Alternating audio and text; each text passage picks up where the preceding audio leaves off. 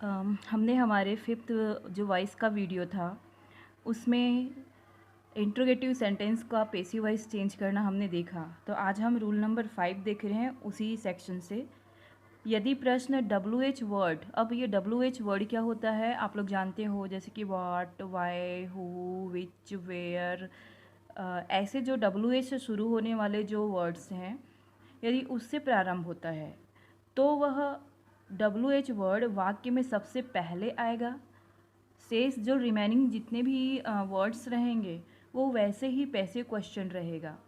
यदि वाक्य में हु पहले है तो पैसिव में पहले बाय होम हो जाएगा, यानी कि बाकी जितने भी WH वर्ड हैं उनको हम एज इट इज़ लिखेंगे, लेकिन यदि हु हो तो हु को बाय होम करके लिखा जाता है। तो स्ट्रक्चर देखिए इसका, WH word plus helping verb plus object plus verb का थर्ड फॉर्म बाय सब्जेक्ट।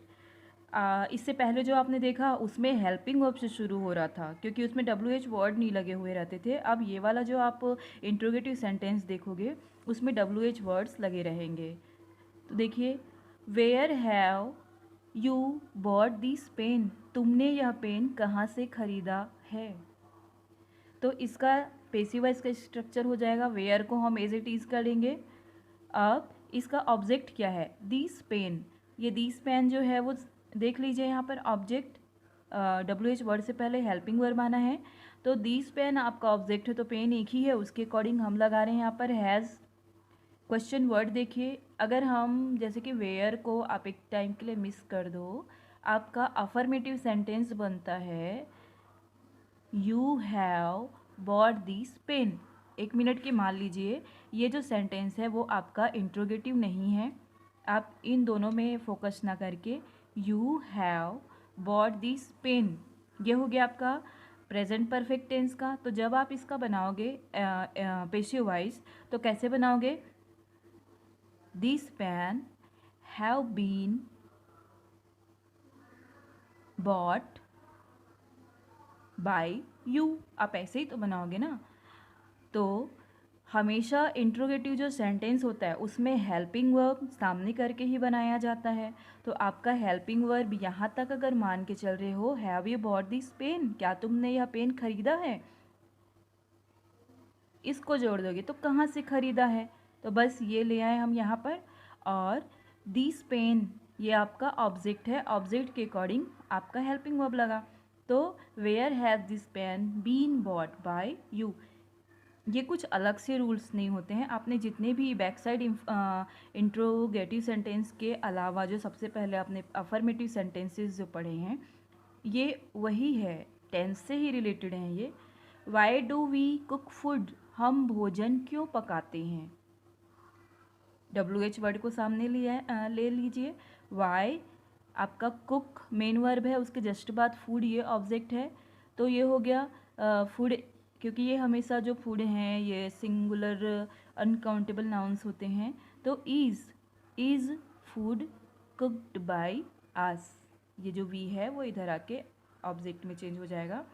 फिर है when do they deliver the mail, वे मेल, मेल यानी जो पत्र होते हैं उसको बोलते हैं, कब डिलीवर करते हैं। When do they deliver the mail, deliver करना माने होता है बांटना, कब बांटते हैं। तो वैन को हम as it is WH word, ये जितने भी WH वर्ड हैं उनको सबको सामने रखते जा रहे हैं। When is the mail delivered, they को हमने स्किप कर दिया है, दे को नहीं लिखा है क्योंकि दे को नहीं लिखना चाहिए एज अ रूल। फिर देखिए हु वाला, who broke the news, news माने होता है खबर या समाचार, तो खबर किसने फैलाई, ब्रेक करना, न्यूज़ ब्रेक करना यानी कि होता है फैलाना, प्रसारित करना। हु ब्रोक द न्यूज़, खबर किसने फैलाई, तो हु को कर दिया बाय होम, फिर हेल्पिंग वर्ब लगाओ क्योंकि ये सेकंड फॉर्म है वर्ब का, तो सेकंड फॉर्म रहेगा। तो न्यूज़ हालांकि एस लगा हुआ है लेकिन ये क्या है सिंगुलर, ये जो सिंगुलर नाउन है ये उसके लिए हो गया was, by whom was the news broken. फिर है हु डिड दिस, किसने किया, यह किसने किया, दिस, इट, ये जो आते हैं ये भी ऑब्जेक्ट ही हैं।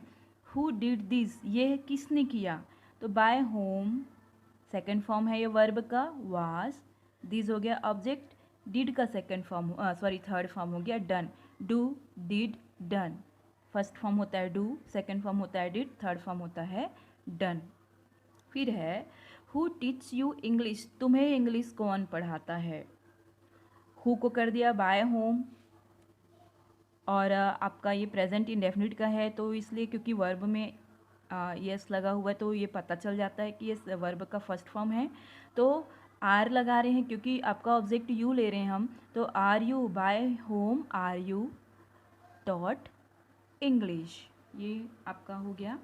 फिर है passive voice of negative sentences. अब देखेंगे passive voice of negative sentences. इसमें कुछ आपको ज़्यादा प्रॉब्लम की या दिक्कत होगी, ऐसी कोई बात नहीं है। निगेटिव वाक्यों को पेसिव में बदलने हेतु सभी नियम अफर्मेटिव जैसे ही होते हैं। मतलब इंट्रोगेटिव से भी पहले इस स्टार्टिंग से जो हम लोग जितना भी एग्जाम्पल किए हैं वो सब अफर्मेटिव के एग्जाम्पल्स होते हैं। उसमें केवल नॉट लगा रहता है हेल्पिंग वर्ब के साथ। तो अफर्मेटिव जैसे ही होते हैं, केवल सहायक क्रिया और थर्ड फॉर्म या उसको बोलते हैं पास्ट पार्टिसिपल के बीच नॉट का प्रयोग होता है। जैसे कि देखिए आई टेक कॉफ़ी, मैं चाय लेता हूँ, ठीक है, या मैं चाय पीती हूँ, उसको टेक कॉफ़ी किया जाता है, आई टेक कॉफ़ी। अगर आप इसको निगेटिव करोगे तो क्या होगा, क्योंकि ये वर्ब का फर्स्ट फॉर्म है और आई के साथ डू लगता है, तो I do not take coffee, मैं कॉफ़ी नहीं लेती हूँ या मैं कॉफ़ी नहीं पीती हूँ। तो जब आप इसका पेसिव वॉइस चेंज करोगे तो ये कॉफ़ी ऑब्जेक्ट हो गया सामने, ये भी सिंगुलर फॉर्म में रहता है, तो इज़ डू यहाँ हेल्पिंग वर्ब है, तो जहाँ डू डस देखोगे वहाँ पे इज एम आर का यूज़ करोगे, तो इज़ नॉट वर्ब का थर्ड फॉर्म टेकन बाय आई यहाँ हो जाएगा मी। सी इज़ नॉट प्लकिंग फ्लावर्स, वह फूल नहीं तोड़ रही है या फूलों को नहीं तोड़ रही है, वह फूलों को नहीं तोड़ रही है। Flowers are not plucked by she हो गया her. The shopkeeper did not reduce prices, shopkeeper ने प्राइजेस यानी कि कीमत नहीं कम किया या नहीं घटाया। रिड्यूस करना माने होता है कम करना या घटाना। तो prices were not reduced by the shopkeeper. They have not done their work, उन्होंने अपना काम नहीं किया। तो इसका पेसिव वॉइस होगा their work have not been done by them, नहीं किया क्योंकि दे है तो बाय देम चॉइस आपकी है। I shall have not bought so many books, I shall have not bought so many books, मैं बहुत सारी किताबें नहीं खरीद चुका होऊंगा, मैं बहुत सारी किताबें नहीं खरीद चुका होऊंगा। तो आपका ऑब्जेक्ट क्या हुआ, बॉट है, यहाँ पे main verb so many books, so many books पूरा ऑब्जेक्ट हमने ले लिया। So many books has, sorry यहाँ पे कुछ मिस्टेक लग रहा है, यहाँ पर will have not been bought by me होना चाहिए। थोड़ा सा यहाँ पर आप करेक्शन कीजिएगा क्योंकि आपका जो ये सेंटेंस है वो फ्यूचर का है। तो सो many books will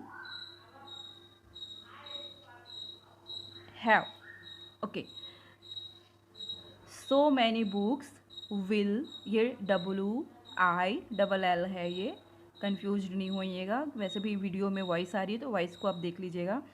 so many books will have not been bought by me, ठीक है, क्लियर हो गया। निगेटिव सेंटेंसेस भी आपने ऑलरेडी पहले भी पढ़ा हुआ है, ये केवल प्रैक्टिस है, और भी एग्जाम्पल्स के थ्रू आप देख लीजिएगा।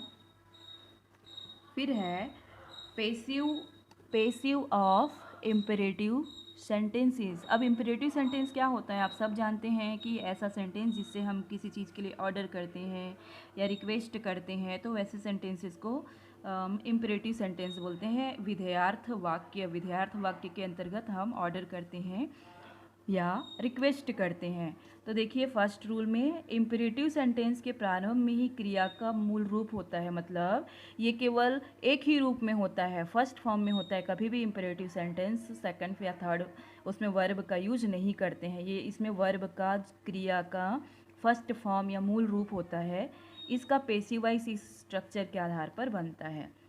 तो जब भी आप देखोगे कि आपका जो सेंटेंस स्टार्ट हुआ है वो मेन वर्ब से शुरू हो रहा है, तो आप पेसिव वॉइस बनाने के लिए ये स्ट्रक्चर लगाएंगे, let plus object plus be plus verb का third form plus other word. तो आपका एग्जाम्पल देखिए एक्टिव वॉइस का, put the box here, put माने होता है रखना, इस बॉक्स को यहाँ रख दो, put the box here, box को यहाँ रख दो। कैसा लग रहा है सेंटेंस, ऑर्डर हो रहा है इसमें, है ना।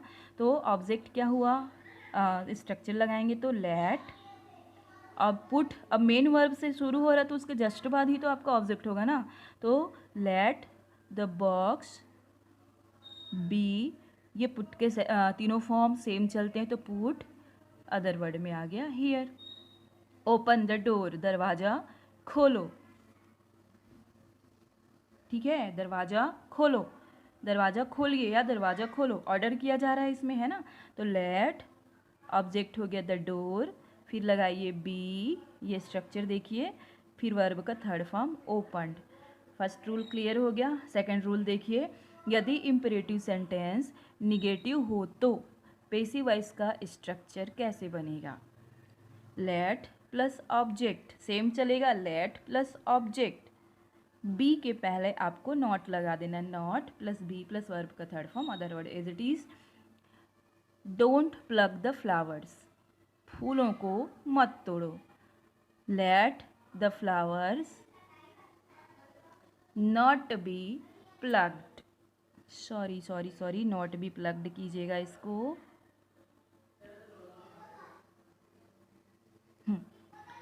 Late the flowers not be plugged. फिर है don't spend all the money, don't spend all the money, सारे पैसों को खर्च मत करो, तो let all the money not be spent, spend का थर्ड और सेकंड फॉर्म दोनों ही स्पेंट होता है। फिर देखिए थर्ड रूल, यदि इम्परेटिव सेंटेंस में रिक्वेस्ट हो तो, अभी तक आपने देखा ऑर्डर हुआ, प्रोहिबिशन हुआ, मतलब निषेधात्मक वाक्य देखा डोंट वाला। अब यदि रिक्वेस्ट हो, जैसे कि प्लीज़ ओपन द डोर, कृपया दरवाज़ा खोलिए, तब कैसे बनाएंगे, है ना।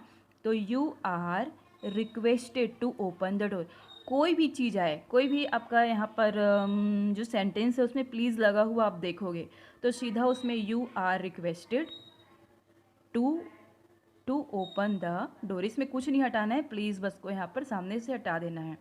Please don't plug the flowers, अब इसी में यदि निगेटिविटी भी हो सेंटेंस में, लेकिन वो निगेटिविटी विद रिक्वेस्ट हो, तब कैसे करेंगे, तो you are requested not to plug the flowers, ठीक है। बाकी आप इधर के सेंटेंसेस में प्लीज़ और ऐसे प्लीज़ डोंट लगाकर देखिएगा, और भी कुछ सेंटेंसेस रहेंगे उसमें।